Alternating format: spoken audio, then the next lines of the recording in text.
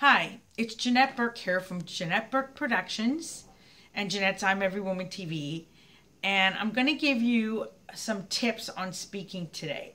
So one of the things I do in my business is I do use speaking as a tool to grow my business, and I believe it is a good tool, but it needs to be something that you research, something that you look into before you actually go out and speak.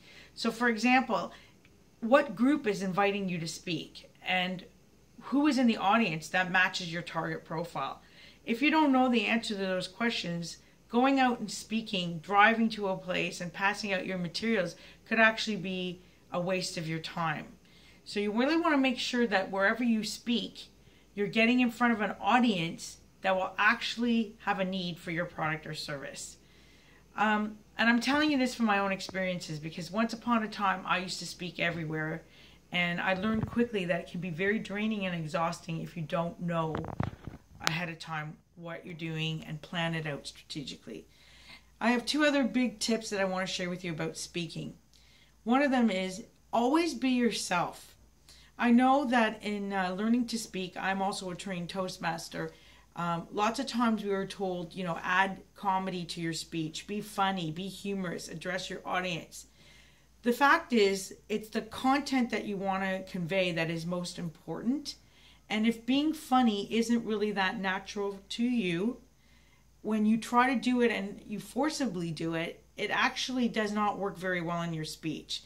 So really think about who you are and being true to yourself and how you're going to deliver your content, and if you really need to be funny or not.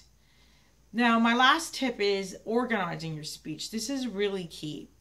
So you usually only have so much time to get your message across. So being organized in giving a speech is absolutely essential, or you're going to lose your message and you're going to lose your audience's attention. The way that I've always done it is I write my closing and my three key paragraphs first, and then I go back and write my opening, because obviously your opening has to address the key components of your speech. So I always write the closing first, and then I work backwards. And when I pick my 3 key points for the body of my speech, I don't write out the whole speech. I just write out what the key point is and 3 points that back that up.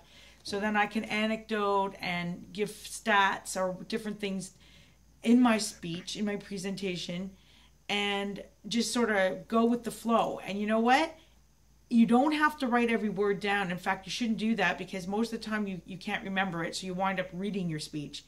But here's the thing. If you just kind of go with the flow and you mess it up, or you add something you didn't think you were going to originally add, no one's going to know, because nobody knows what's in your speech. Then go back and write your opening. And my last and final tip is, do not rely on PowerPoint. PowerPoint is great when you're giving a presentation in front of lots of people, but what happens is people tend to rely and read your PowerPoint slides more than they actually pay attention to listening to you.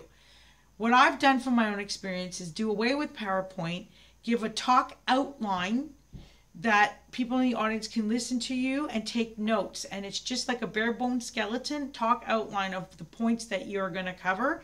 This way they have to listen to you to take the notes. So these are my tips. Go out and speak and spread your words.